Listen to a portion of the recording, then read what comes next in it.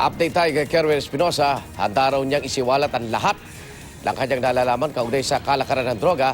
Ayon naman yan kay Sandra Cam, ang presidente ng Whistleblower Association of the Philippines.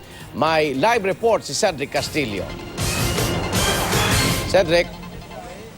Yes, Arnold, dumating nga dito sa Camp Crame kanina si Sandra Cam, yung nabanggit mo na presidente ng Whistleblowers Association of the Philippines. Susubukan daw niya kanina nung nakausap natin siya na makapasok sa opisina ni PNP Chief De La Rosa na kasama kanina ang nagbabalik bansang si Kerwin Espinosa. Kasama ni Cam si Espinosa sa eroplano pabalik ng Pilipinas at sa Abu Dhabi pa lamang daw ay nagkaroon na ng pagkakataon na magkausap ang dalawa.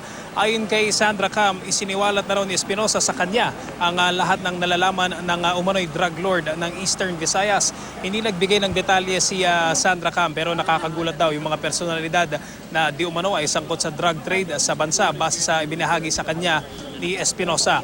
Humihiling daw si Espinosa kay Presidente Duterte na mabigyan siya ng proteksyon at ayon kay Cam, sinabi raw ni Kerwin Espinosa na nakahanda siyang ilahad ang lahat ng nalalaman at nangangamba raw siya sa seguridad ng pamilyang naiwan sa Abu Dhabi kaya't hiling din daw niya na maprotektahan ang kanyang common law wife at 3 anak.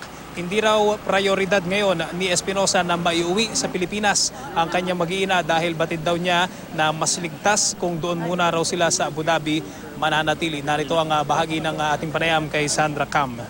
Hinihingi niya lang ay proteksyon ng gobyerno. Isisiwalat niya lahat ng mga involved, ng mga politiko, mga generals at mga kapulisan. Ang hinihingi niya lang sa ating pinakamamahal na Pangulo, proteksyonan lang siya.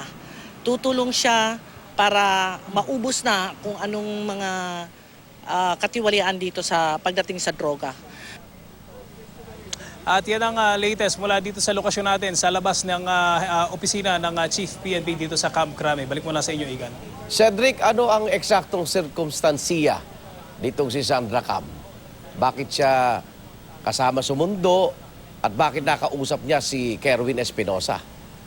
Kung matatandaan natin na Igan, sinabi ni Sandra Cam na di umano ay employee niya o kumbaga staff niya ng kanyang kumpanya doon sa Abu Dhabi, yung di umano yan nakakita at kumbaga nagtimbre sa mga otoridad na nandoon sa Abu Dhabi si Kerwin Espinosa. Sinabi niya kanina, meron daw siya na 2 kumpanya doon sa Abu Dhabi at yun daw yung kanyang magiging means para makapag-provide ng protection doon sa pamilya na naiwan ni Kerwin Espinosa doon sa Abu Dhabi. At sinasabi niya, meron daw siya mga connections, meron daw siya di umano na makakilala doon sa gobyerno ay suppose doon sa Abu Dhabi. At sinasabi niya is pinuntahan niya si Kerwin Espinosa mismo doon sa Abu Dhabi at di umano ay inilahad nito sa kanya yung nalalaman. In fact, sinabi kanina ni Sandra Cam, alam daw niya lahat yung pwedeng isiwalat ni Kerwin Espinosa pero hindi siya nagbigay ng detalye sa ating panayam kanina, Igan. Yun nga, kung kumpanya lang niya yung nag-tip, no?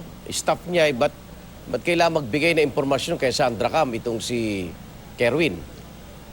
Ayan, tama, Igan. Medyo may mga ganyang tanong, kasi nagkakaroon din ng question na ang lumalabas is yung kampo ni Sandra Cam, yung kanyang staff, yung nagtiktik o yung nagtimbre kay Kerwin Espinosa. So yung circumstances na yan kung bakit o paano inalaw ni Kerwin Espinosa na magkausap sila o kung meron ba silang mga arrangements dyan ay hindi natin nakukuhanan pa ng detalye ngayon. Although ang sinabi sa atin ni Sandra Cam, wala naman daw balak o wala daw hiling na makipagkita